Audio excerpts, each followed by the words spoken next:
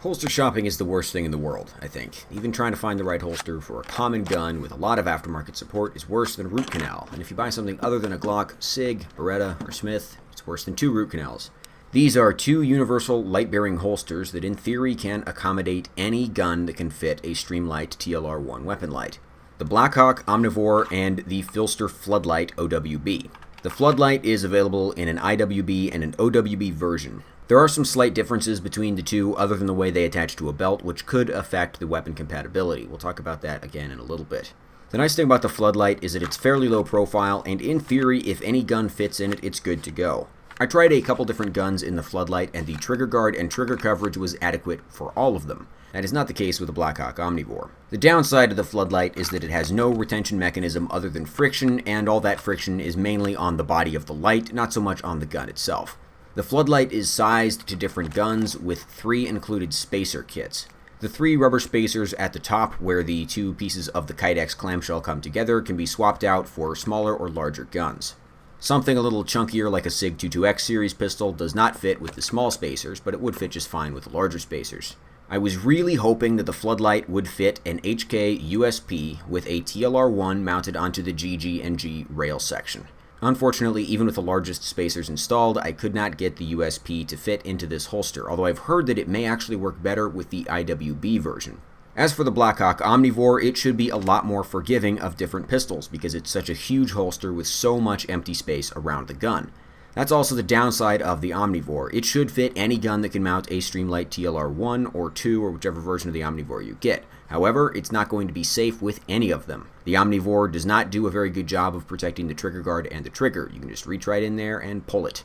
That makes the Omnivore pretty much unsuited to any kind of serious use, which is weird because this is also a retention holster. If you really want to have a retention holster for a really oddball gun, this might be the only way to do it. However, the exposed trigger seems like it kind of makes that a non-starter.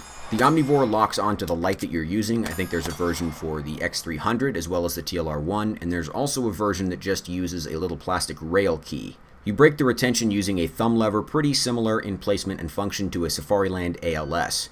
The Omnivore also comes with multiple rubber extensions for the lever, so you can get it to size pretty much perfectly with any gun.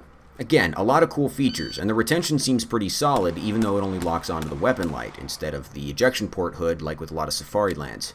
But overall, it doesn't really feel like a real holster. It seems like it's basically just for range stuff. That's basically why I still have this. It's for testing review guns that I don't want to try to source a holster for. Since a decent holster often costs like $100, plus a lot of the guns that I get for review haven't even had any holsters made for them yet. However, if I'm just doing some range drills with a review pistol, I don't need retention for that, so I'll probably switch over to using the Floodlight predominantly. Unless you're just a YouTube schmuck who needs to accommodate a whole bunch of weird pistols, you probably shouldn't buy a Blackhawk Omnivore. If you've got some kind of a weird hipster pistol and you really want to make it your carry or duty gun, I guess the Floodlight is probably a better choice for you. Oh, burning myself with my suppressor.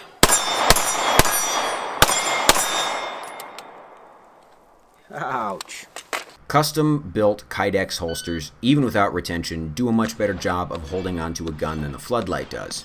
For example, I've used a G-code zero retention holster for Glocks before, and I also use a T-Rex Ragnarok for my Glock right now.